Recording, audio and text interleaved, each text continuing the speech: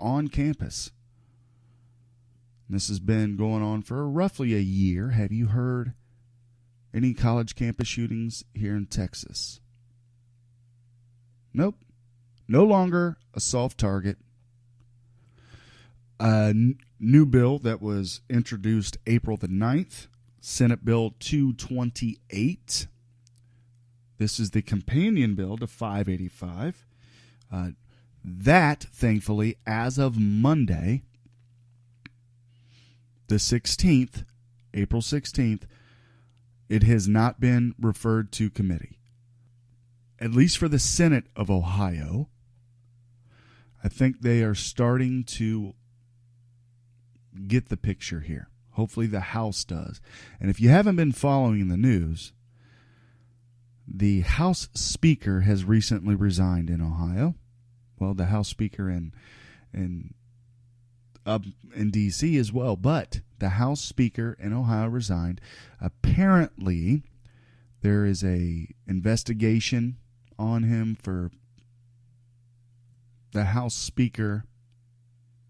Cliff Rosenberg resigned. Apparently, the FBI is investigating travel records of Mr. Rosenberg, so he resigned. And Mr. Rosenberg was a huge proponent for House Bill 585. Go figure.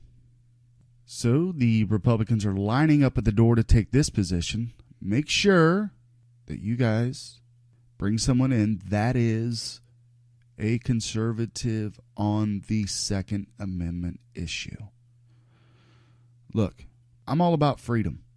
And that's what I'm talking about here. Our freedom.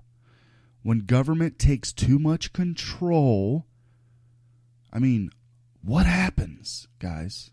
Look around. I know there's people, look, government has its place. I believe that. But I also believe its place isn't in our personal lives. If I'm not a danger to myself, to others, to whatever, I should have a right to carry a weapon. And they slide in House Bill 585, they slide in that, and then they put in their nonviolent offenders, non-drug offenders, AWOL, all these other loopholes, if you will, lack of a better word, so they can start confiscating weapons. It's ridiculous. So anyway, Senate Bill 228 has not been into committee yet. It's been referred to a committee, but it hasn't been testified on, so we don't have any information for you there. Let's play a little bit from the House Bill 585. I'm going to play a little bit for you guys so you can listen and get what I'm talking about on the introduction of this bill. Would you agree that with Senator Dianne Feinstein, when she said no new gun control laws will prevent mass killing? Chairman and Representative, we're not going to prevent every mass shooting. There's no possible way. There will be more killings, okay? But we might be able to prevent the next one. There are officers in Florida, after this law, they say it's already working. They already can cite instances where these individuals were going to go and kill some. So we will not prevent all of them, but we will prevent some. Proceed. Representative, wasn't it actually a problem with law enforcement and the FBI and the school officials? They let this guy slide by, and should we then also limit their rights and not gun owners' rights? And isn't this a infringement on due process? Chairman and Representative, we absolutely have due process. The due process is given any time the guns are taken away. And in an instance where there is a imminent and what's the word? Imminent and serious, or I can't see my actual position. Where it's imminent, that means it's going to happen soon. Okay. Then we we actually remove the guns at that time and have an immediate hearing to give them due process.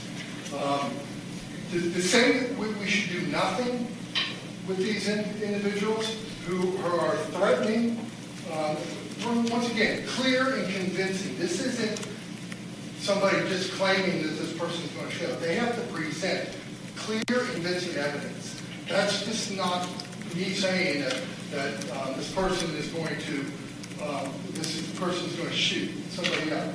That would be YouTube videos or testimony of groups of individuals who have witnessed this. There is absolutely due process in this. Okay, and then I'll give you one last follow-up, and then we'll do a second round. Okay. Well, isn't the people that failed all the people that could have done something about that, and they failed to see the signs or didn't want to do the signs? The guy, the one policeman, wouldn't even go in the building. That's what he's paid for. And isn't this also infringement on the Second Amendment, which says so as to limit or undermine? That's what infringement means. Chairman, Representative, sure there were other failures in that shooting. What about the girl who just went in and shot up at YouTube? Similar instances. Her family knew that she had some issues. They didn't do anything. If they could have filed this protective order, they could have prevented it. The Supreme Court has ruled that there are limitations to. I guess I'm going to pose this in a different question. In a question. All right. How is stripping a legal person's right? Because we're making new law here. He says in one instance that they're just mirroring the federal law. How is it doing nothing?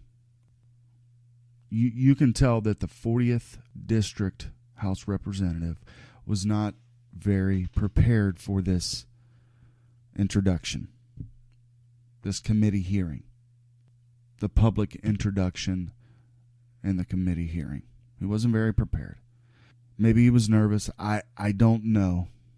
But I would want to have all my facts squared away. If I was introducing a bill into the state of Ohio, a bill that's you have to know is going to get high scrutiny, because those of us who own guns are very active voters. We truly care about our Second Amendment. I would go on and say that those of us who own guns vote more than those of us who don't. So there was part of his testimony from the House committee a week ago Tuesday. I could go on and talk about him stumbling over his words, not being able to articulate his point. I think it's clear that this bill was given to him. That's my opinion. That's what I feel. It's what I think. This bill's given to him. He's a lame duck. He's going to push it through and do his best. It's a hot bill. It puts him out, just like Kasich is as he goes against Trump. He gets put out there. He gets the rhino Republicans. He gets the little bit of the moderate Democrats. He brings in some of the independents. I think Representative Haney is doing the same. Is he looking to get an appointment if Kasich? Well, what do you guys think? Come on, if Kasich goes somewhere after this, after his governorship, if anybody thinks that Kasich isn't going to run for president again, whoa, I don't know. Anyway, or maybe Kasich has friends and is going to get Haney an appointment somewhere. I don't know, but I do know this. This bill was poorly introduced. I'm not even sure it's going to make it out to the House floor, but you've got to stay on top of it. you've got to call the offices of your congressman and let them know House Bill 585 is not a bill for men and women who support the Second Amendment. It restricts rights. It restricts due process. This bill is not a bill for gun owners. Here's a fun bill. Senate Bill 257. It's a sportsman's bill. Lifetime and multi-year hunting and fishing licenses. That's interesting. Combo licenses. Fishing and hunting. It allows for disabled hunters to use ATVs or UTVs to go hunting. I can see that. Yeah.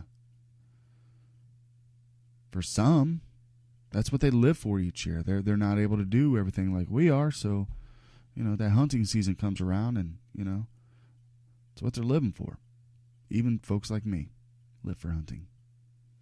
And in February, Senate Bill 260, the assault weapons ban. Don't forget about that one, introduced by Senator Mike Skindell and Senator Charlita Tavers. Ban semi-automatics. Anything with a 10-round magazine or more will be banned in Ohio if that bill passes. So you have that. You have House Bill 585, and you have House Bill 33, Safe Storage, introduced by Representative Bill Patman of the 10th District. You have to store in a home, store your weapons in your home in a safe or a tamper-resistant lock. It's real simple, folks.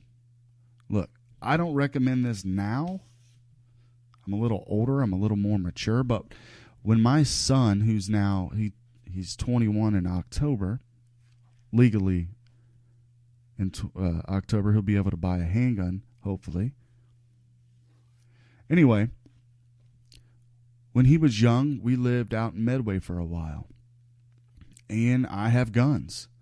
But growing up, I didn't have guns. I grew up in a family that didn't have guns. We didn't shoot, but I met friends over the years that had guns. So when I turned 18, I bought a .22. So from the time I was 18 on up, I had guns. I shot often. I became quite a very a good shot over the years. And then when my son was born, in my house, from time to time, there would be a shotgun in a corner, a .22 in a corner, a pistol here, a pistol there. I don't recommend that now. All my guns are in safes, and I have a couple out, but they're put up to where my little ones wouldn't get to it. But one thing I always stress to my kids is gun safety. I start them out with a BB gun, and I teach them about the parts of the weapon. I teach them about safety. I teach them that wherever they're at, they have to stop. Don't touch. Leave the area and tell an adult if they come across a gun. I don't scare them. I also tell them, hey, if you get curious, ask me. I will go get whatever you want to see, whatever gun I have that you want to see, and we'll look at it. I don't want them to be so curious to where they say, hey, Billy, Daddy's got a gun. Come here and check. Because that does nothing. That's how kids get hurt. And I will say this, knowing that it's there somewhere in the home, they don't touch it. And when I was talking about my son, who I had early on, my 4 kids are much younger than he is. But so for the first 10 years of his life, it was just him. So guns were kind of part of his life. I took him to go shoot sporting clays at 11, and he outshot half the people that we were shooting with. But he never fooled with guns. He never would grab it out of a corner, run around, and play toys with it. I always stress that guns are a tool, but they are a tool that you must respect. And every time they wouldn't fool with them. It was just a table, part of the decor of the home. All right, I've droned on long enough.